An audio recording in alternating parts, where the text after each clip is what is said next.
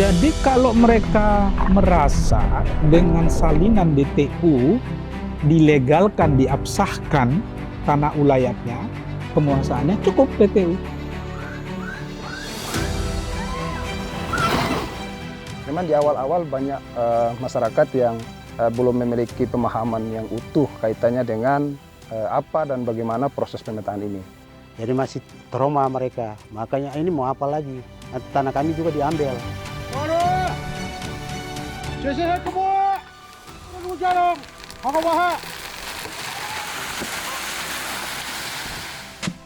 Mungkin orang tua susah payah kerja untuk anak, menyekolahkan anak-anak toh. Jadi harapan untuk anak-anak ke depan berhasil.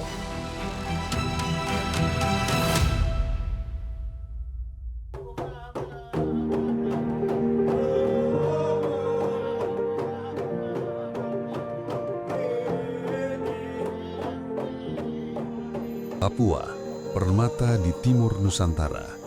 Tanahnya subur, lautannya menawan, budayanya kaya, menjadi daya tarik bagi siapa saja yang mencintai alam dan kehidupan. Namun, lebih dari bentang alam yang mempesona, Papua menyimpan kekayaan tak kasat mata, adat yang dijaga dengan sepenuh jiwa.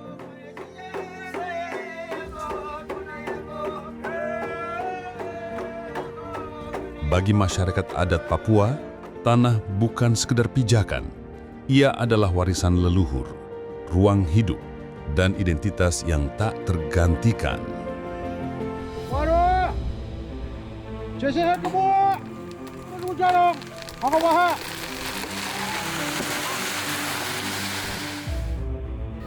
Tanah ulayat itu disebut kalau istilah di kampung itu tanah pribadi suku itu 5 orang struktur adat ini 5 orang itu yaitu Terang, Digino, Tegai, Bemei, Serom. Itu 5 perangkat adat yang memang tidak bisa dirubah. Di Kampung Kesatuan Adat Sawoi, tanah bukan milik perorangan, melainkan milik bersama masyarakat. Marga Sawoi terbentuk dari marga-marga besar.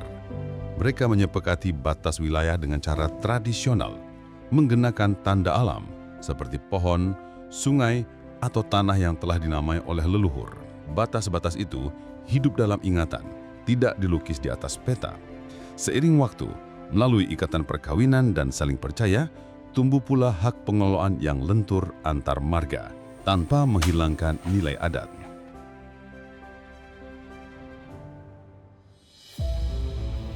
Kehidupan masyarakat adat ini sangat erat dan bergantung dengan tanah adat mereka. Mereka hidup dalam kelompok-kelompok masyarakat adat dan bergantung dengan tanah adat mereka. Tanah dan masyarakat itu menjadi satu kesatuan yang susah untuk dipisahkan, menjadi satu.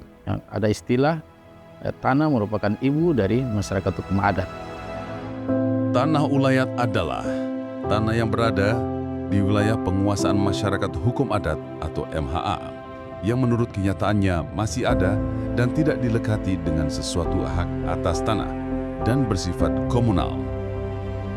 Yang kita lihat selama ini terjadi akibat dari ketidakjelasan batas dan juga pemilikan tanah adat tersebut dan belum didaftarkan.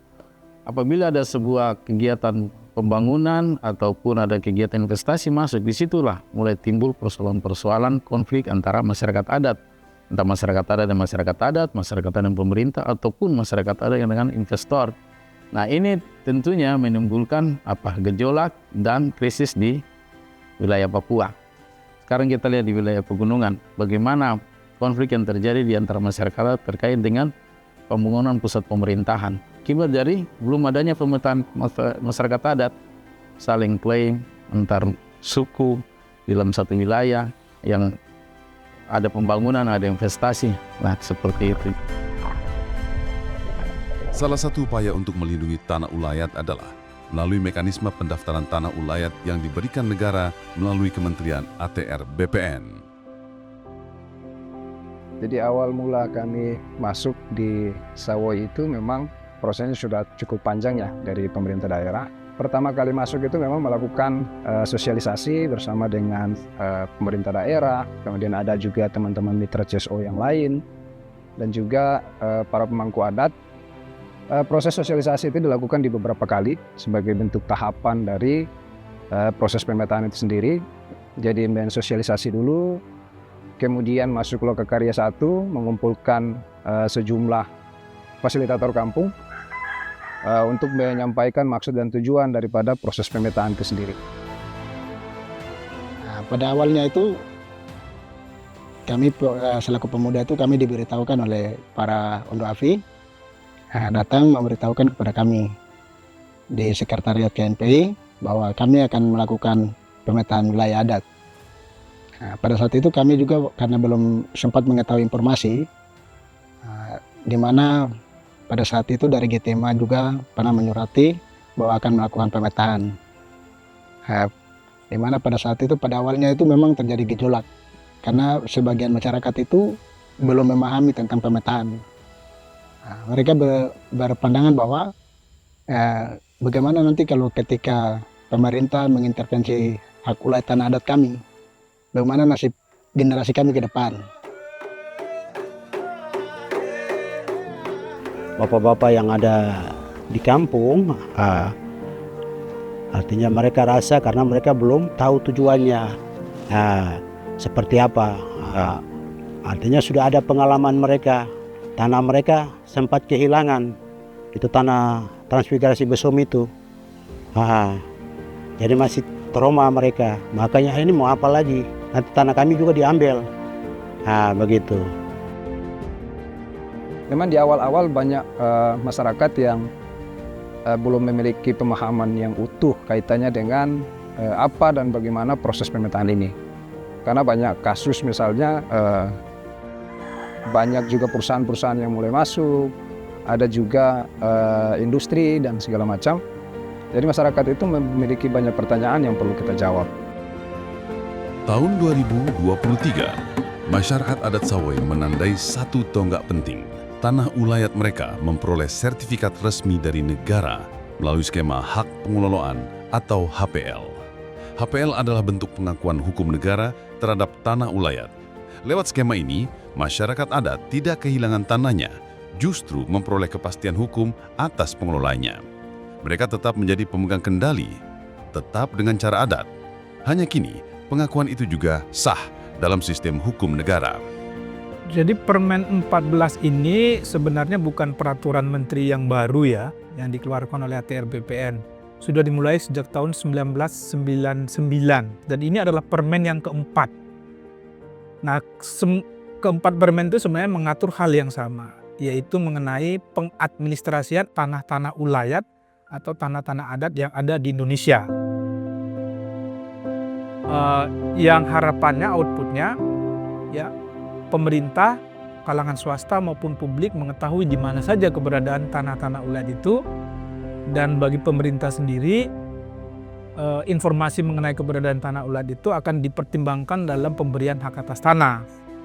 Jadi dengan keberadaan tanah ulayat itu harapannya pemerintah tidak lagi serampangan dan sembarangan menerbitkan hak atas tanah yang ternyata adanya di tanah ulayat atau tanah adat. Bagi kalangan swasta ini penting karena mereka juga mendapatkan informasi ya, kalau misalnya mereka mau berinvestasi di satu tempat, di satu lokasi, nah mereka sudah dapat informasi dari awal apakah di lokasi atau daerah itu ada tanah ulayat atau tidak. Kalau mereka tahu di situ ada tanah ulayat, berarti mereka dari awal sudah bisa berpikir, oh saya nanti akan berurusan, berkomunikasi dengan masyarakat hukum adat. Jadi itu kira-kira isi dari permen itu. Perlu kita memahami pemikiran dan budaya masyarakat adat untuk bisa menyatukan dengan aturan-aturan di bidang pertanahan, sehingga masyarakat adat bisa menerima konsep daripada pembuatan sertifikat hak pengelolaan ini. Pertama itu dari dalam masyarakat adat sendiri, yaitu pemahaman mereka tentang konsep sertifikat tanah ulayat ini. Mereka masih berpikiran tentang sertifikat itu bisa dialihkan. Sertifikat itu akan menimbulkan tanggungan pajak seperti itu. Itu yang perlu kita pastikan. Bahwa sertifikat ini memang tidak bisa untuk diperjualbelikan, hanya bisa dikerjasamakan, investasikan seperti itu. Kita harus bisa yakinkan mereka dengan melibatkan berbagai pihak. Karena pada awal kita masuk itu mereka juga menolak, ini mau bikin apa? Bagaimana kalau suatu waktu sertifikat ini kemudian dijual oleh kita punya anak-anak atau siapapun yang kemudian berniat tidak baik? Tidak bisa kita sampaikan. Karena itu struktur adat itu masuk di dalam proses sertifikat. Jadi semua harus mengetahui dalam prosedur dan dibatasi, tidak bisa untuk diperjualbelikan. Pada saat kita gunakan alat namanya GPS itu untuk garis-garis itu masyarakat ini semua. Itu mobil datang itu langsung semua naik di mobil penuh, bahkan ada yang tidak bisa dimuat lagi, mobilnya penuh, harus mobilnya balik lagi, jemput lagi. Nah, seperti itu dukungannya itu luar biasa. HPL atau hak pengelolaan membuka peluang, kerjasama ekonomi, perlindungan hukum, hingga penguatan kedudukan masyarakat adat dalam pembangunan. Namun, jalan ini juga memunculkan pertanyaan, apakah masyarakat adat siap menyusun rencana penggunaan lahan sesuai syarat HPL?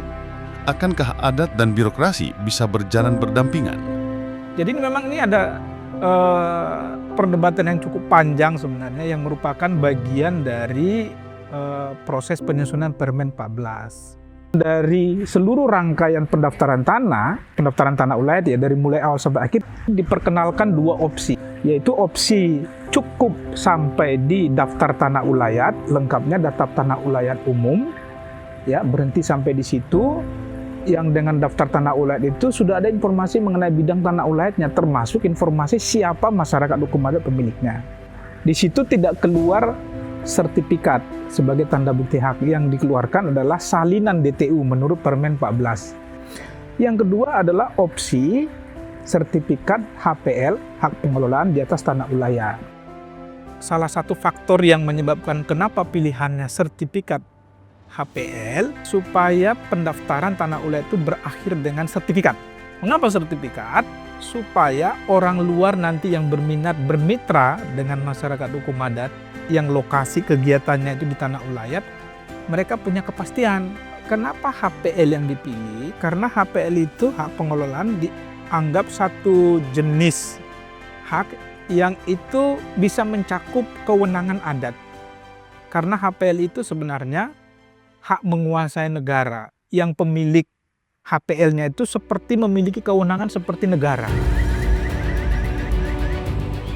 Negara memberikan ruang dan juga memberikan proteksi dan juga turut serta dalam program-program perlindungan dan proteksi kehidupan masyarakat adat seperti apa yang tertulis di dalam Undang-Undang Otonomi Khusus, perlindungan, pemberdayaan, proteksi terhadap masyarakat adat. Dengan pemetaan dan pensertifikatan tanah ulayat ini bisa jelas batas-batas masyarakat adat, bisa jelas ruang-ruang mereka, bisa jelas itu di mana tempat-tempat yang mereka bisa usaha untuk hidup, sehingga memperkecil atau mengurangi dampak konflik ataupun dampak-dampak sosial yang timbul di kemudian hari akibat dari ketidakjelasan batas-batas tanah adat. Jadi kalau mereka merasa dengan salinan DTU, mereka merasa dilegalkan, diabsahkan tanah ulayatnya, penguasaannya, cukup DTU. Tapi kalau mereka merasa salinan DTU kan bukan tanda bukti hak yang kuat, bukan bukti kepemilikan yang kuat. Terus nanti kalau saya mau bekerja sama dengan pihak ketiga, terus pihak ketiganya menanyakan tanda bukti haknya, kalau saya tunjukkan salinan DTU dengan satu sertifikat, ini bagi masyarakat yang dari awal sudah memikirkan bahwa itu nanti dikerjasamakan ya dengan pihak ketiga. Nah itu mungkin bisa jadi pertimbangan dia kemungkinan akan memilih sertifikat HPL. Argumentasi lainnya karena untuk HPL itu tidak dikenal jangka waktu. Ya tidak seperti hak guna usaha, hak guna bangunan yang berjangka waktu. Jadi sisi positif yang dilihat oleh ATR BPN kalau nanti masyarakat hukum adat mendapatkan HPL dengan sertifikatnya, maka masyarakat hukum adat tidak perlu khawatir.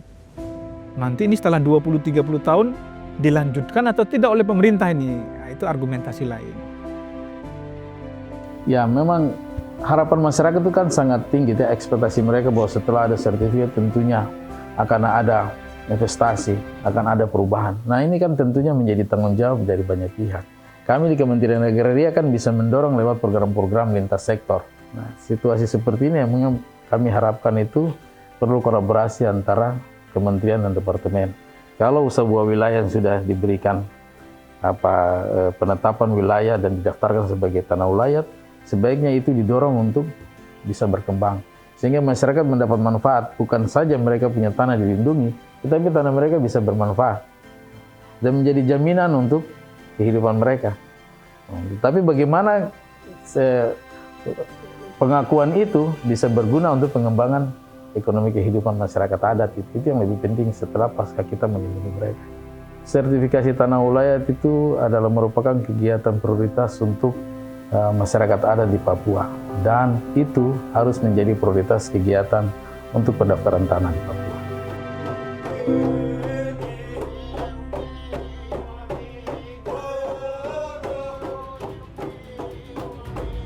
Yang pasti, sertifikasi tanah ulayat melalui HPL adalah awal, bukan akhir.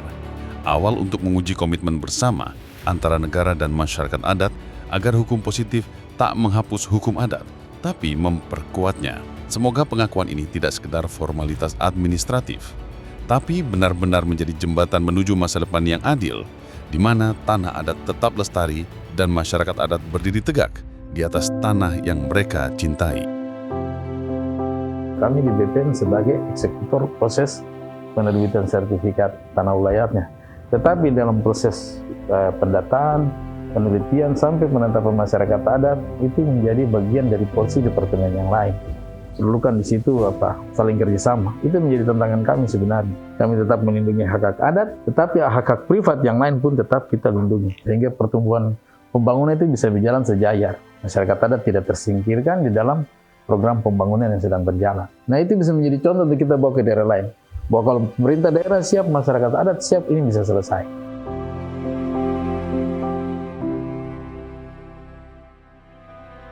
Ya, harapan saya ke depan pemerintah bisa bantu kami untuk mengembangkan penanaman sagu, bibit sagu. Mungkin seperti ini sudah kita kerja manual. Mungkin pemerintah lihat ke depan kita butuh alat-alat yang lebih membantu kita.